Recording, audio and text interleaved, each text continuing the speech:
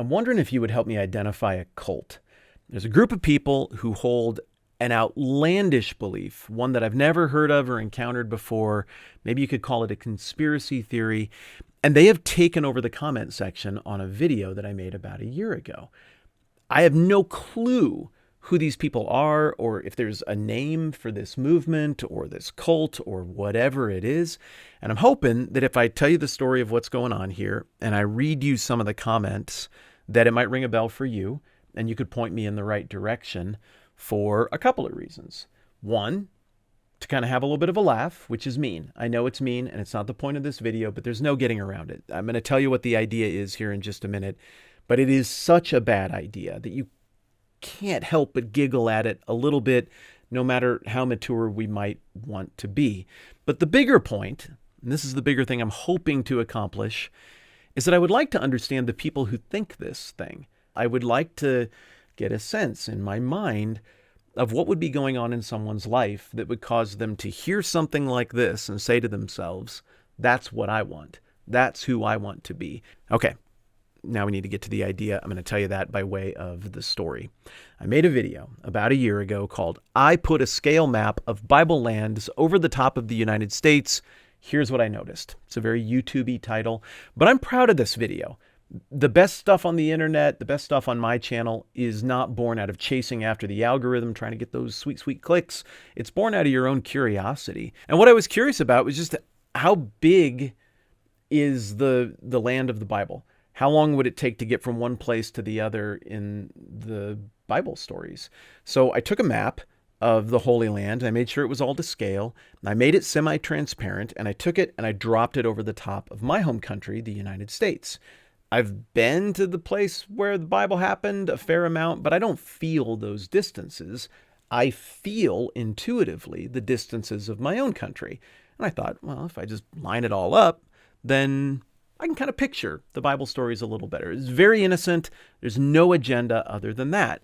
But to make the Bible lands fit over the continental United States, I had to really jimmy with it quite a bit, just because they're kind of similar in size, and it was hard to line it all up in a way where you wouldn't have certain parts of the Bible happening out in the middle of the ocean, which then you have no point of context for it, and it ruins the exercise. So finally, I landed on a layout where it made sense to put Jerusalem near Wichita, Kansas, Egypt in North Texas, Rome is up by Seattle.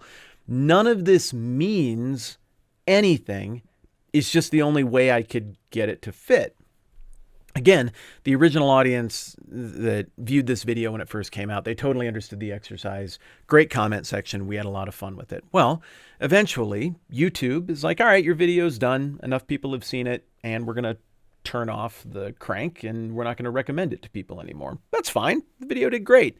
And so then, as is the case with all YouTube videos, it just goes dormant. But every now and then, the YouTube algorithm will get a crazy idea, and it'll be like, hey, I wonder if this video might be interesting to this crowd. And so very discreetly, it'll start resurrecting dead videos and just recommending it to people who all seem to have a certain amount of shared interests. And sometimes these videos come back to life, and they'll have a whole new run with a new audience. Usually I understand the new audience when this sort of phenomenon happens. You know, there'll be a video about somebody's conversion story, and a bunch of people who are still kind of holding on to the new atheism of the early and mid 20-teens, the Richard Dawkins kind of rhetoric. They'll come out and say a lot of those arguments with that language from 10 or 15 years ago, and that's cool. I'm glad they're there. Other times, maybe I made a video about the Bible, and some people who really just like the King James Version will have it recommended to them, and they'll come and they'll make their arguments and say their stuff, and it's nice to have that crowd there. It's awesome. I know who they are. I know why they're there. I see what happened with the YouTube algorithm and why the video, in that hypothetical, is popping again. But this video, I put a scale map of Bible lands over the top of the United States. Here's what I noticed. It got resurrected and served to a crowd I don't understand, which again is the point of this video, trying to figure out who they are. They did not receive the video as it was intended. Rather, they looked at this and were like, whoa, it's a sign. This guy is about to figure it out. He's stumbled upon the truth that has been hidden from all of humanity, And that truth, they believe, is that all the things that happened in the Bible didn't actually happen over in the Middle East. They didn't happen in Israel. They happened in the continental United States. And then some powerful people came along and tried to cover it all up for some reason. This is demonstrably false. First of all, we never lost custody of the ancient world. It's always been there. The geography has always been the same.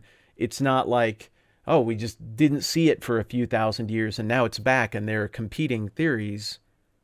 Just people have lived there the whole time. The place names, a lot of them, most of them even, have all stayed more or less the same. Even genetically, the same people are in the same places and have been for a really long time. We've got maps from across the ages. The archaeology, it's all right. Everything is where it's supposed to be. Even if we just look at the Bible, the descriptions of the land are so specific in places. The travel itineraries are so specific. There's just no question that the ancient world is where we've always thought it was. It's not in the United States. But the YouTube algorithm paired me up with a bunch of people who think that is a lie and that everything that happened in the Bible actually happened in the United States. So let me read some comments to you and see if any of this rings a bell or you understand who these folks are or where they're coming from. Here's one. When I read the Bible, I think of continent of Africa where Jerusalem is not in the Middle East. Okay.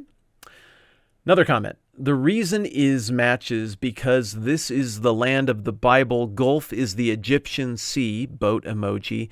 If you see, we have more pyramids than Egypt, Ptah, Utah, Kentucky, King Tut, oldest sphinx in Grand Canyon, along with the temple of Isis. If you look, you can see the continents we much closer and put together.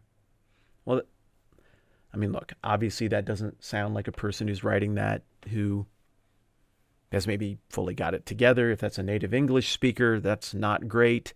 If that's not a native English speaker, okay, English is hard, I get it. But whatever the native language of this individual is, that isn't making a ton of sense. Let's read a few more of these and we'll see what you make of it.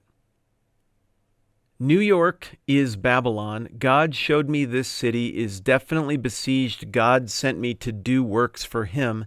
This my within live my city. That one doesn't make sense either. Let me try one that's maybe a little more cohesive. South America and North America gave pyramids. A few was demolished by the Europeans, and a library was built on top of it in America. Snake mounds and many bones of giants found all over North America. The Smithsonian, popes, and Europeans decided to keep as much true knowledge from all of us and rewrote history. Another comment, and this theme is recurring throughout the comment section. This person just says, cheat code, Memphis, Tennessee. Everybody seems to want me to line up Memphis, Tennessee with Memphis, Egypt. And it's like they imagine that it's like a national treasure kind of unlock code secret that'll make the whole map line up over the top and make sense. I haven't seen that. Another comment, no one listens to me. Gopher wood is in the Bible used to build Noah's Ark, and that wood is only found in two places on earth, Florida and Georgia. The Nile River is Mississippi River. Egypt was in the Grand Canyon, South America, and Florida. Florida plays some type of role in all of this. Here's a comment from the Smoky Mountain Man. Nice. You should see my video Gates if Babylon, New York City, and see if you can see anything. The U.S. is a tabernacle pattern, and the gates could be NYC or Jamestown in Virginia. The arch in St. Louis is the second gate, and California is the most holy. And then more, ... Another comment. Nice information. Also, if you look in the Bible on the Tower of Babel story, it's Genesis 11, 1 through 9. That's 9/11/01 backwards, Twin Towers in NYC, so I figured NYC had to be in Babylon. Paul Kearns 100 writes, you're onto something more than you know, ... arrow in a target emoji. That tone appears a lot here, with people hinting that Like I'm this close to figuring out this great secret. I am not this close. I'm not seeing it at all. Here's another one. Sunny Uptown 999 writes, Bro, just take a DNA test. I traced my lineage Y DNA to Yui Neil dynasty that started from Zaragoza, Spain, from Zerah and Perez fleeing from Israel, Egypt, Tamar, and Judah twins. King emoji, DNA emoji, your European buddy. I mean, yes, I am observably European. I just don't understand the point. Tom Gree writes, Utah. The name Utah is derived from the Apache name Yuda, which means tall. In Hebrew, the letter that corresponds to the J sound in English is represented by the letter Yod, which is pronounced like the Y in yes. Utah or Yuda equals Judah. Okay? Copper Jedi writes, the Mississippi is the Nile. Utah is Judah, Yuda. Egyptian artifacts have been found throughout the U.S. as well as Kincaid Caves in the Grand Canyon. I'm a part of a study that actually shows the biblical stories in America. Augustus B3501 writes, the only Europeans in the Bible are the Romans. The Bible is about black people. I mean, there's a lot of black people in the Bible, a lot of people from Africa in the Bible. There are also a lot of Europeans in the Bible. I mean, everybody in Greece, everybody in Rome. I'm not sure what this person is driving at. Is this maybe representative of the, what do they call it, the Black Hebrew Israelite movement? Am I getting that right? I know a little bit about that. I've at least heard of it. I've encountered them before in the comment section, and their ideas are certainly out there. Let's land the plane on this. A couple more and we're going to be done. Anatomy Conspiracy 9416 says, you're in luck, Matt. I'm even using my name. The places mentioned in the Bible are all in North America. The Middle East was designated the Holy Land in just the last couple hundred years. That's not true. Around the same time, the world was taken over by a people force, whatever you want to call it, that have been deceiving the human race ever since. Utah was Judah. No. Texas and Arizona was Egypt. That's false. Northeastern USA and Canada was Babylon, and the land of Akkad was in modern-day New Brunswick. The Tower of Babel was in Quebec, etc. Okay. So your knowledge of the USA will come in really handy if you grasp this information and run with it. Seemed like that might be a normal person, so I just replied, LOL, kind of put a toe in the water, see if they reply. They did. Okay, keep on believing then. Take care. That's actually a more charitable response than the one I gave them. That's a little bit embarrassing. All right, you get the gist. That's the scope of it. That's what I'm looking at here. What is this? Have you met these people? Do you know what's going on? Is there a name for this group or for this ideology?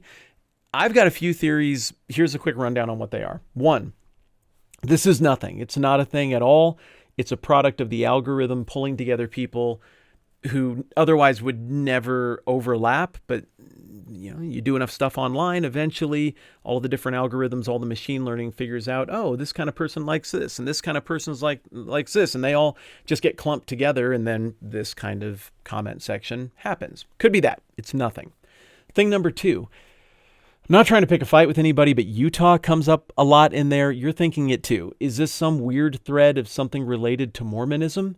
I mean, the LDS Church has teachings and stuff in the Book of Mormon that involve the idea that some of the Bible stuff happened in North America, in the continental U.S. I'm not familiar enough with their teachings to know if this sounds Mormon or not, but Utah does keep coming up. I don't know. Maybe. Again, not trying to pick a fight, just trying to get to the bottom of it. Number three, the Black Hebrew Israelite thing, I don't know a ton about it, but I see it from time to time around the internet. That group has some pretty out there theories about who all the different ethnic groups are in the Bible and the geography of the Bible. Fourth possibility is that this is maybe related to the Graham Hancock thing. He's a journalist, pseudo-archaeologist. I don't know. I'm not trying to criticize him either. He's got his theories. He was on Joe Rogan. He got a special on Netflix called, I think it was Ancient Apocalypse. And he argues that there was a technologically advanced version of the world that existed a long time ago. And then there was some kind of catastrophe. And with time, it all got covered up. What I'm reading in these comments is different than what Graham Hancock seems to be arguing for. But I don't know. It's all pretty out there for me. Or possibility number 5, it's some other cult that actually has a name and I'm just not familiar with it and I don't know what it is. The taxonomy of this is really interesting to me. Thanks in advance for any help you can offer on that. But maybe even more interesting to me is that question I was asking at the beginning. Why? What is the appeal of this, of latching on to an idea that is so obviously bad and false? Is this a product of just the general malaise and sadness that people are feeling in the age of the internet? I don't think this era has necessarily been good for the soul. I think that the deep technologically induced loneliness that we feel can cause us to look for community in really weird places sometimes. And there's also something appealing about knowing stuff that other people don't know and having other people to talk with about that. Maybe there's some appeal to the idea of a quest, that maybe not everything has been discovered. Maybe science hasn't cracked the code of everything. And maybe there is some larger world or larger thing that can be tapped into. And there's a journey, an adventure that gives life meaning of trying to solve this ancient riddle. To me, this feels like a weird cocktail of stuff that's beat up about the human heart in general across the ages, mixed with stuff that's uniquely beat up about us in this moment in time, mixed with bad actors who use AI and chatbots to try to sow chaos and wreck people's lives. And here's the kookiest thing I'll probably say in the whole video. I don't know, it's not kooky. No, I think this is real. If you're a Christian, you believe this happens. There's also a spiritual reality to the world. And there are spiritual forces of darkness, an enemy of the redemptive things of God. And we know that that stuff's rooted in lies and destructive things. And if people embrace deeply dishonest things that aren't true, that can chew up their soul, chew up their life. And so I feel empathy and sadness for people who would dedicate their lives to something like this. And I'd like to try to understand it better. And I'd like to help. Okay, those are my thoughts. That was a lot. What a weird video. Thanks for watching it. Thanks for thinking about it with me. I look forward to hearing your thoughts. All right, that's plenty for now.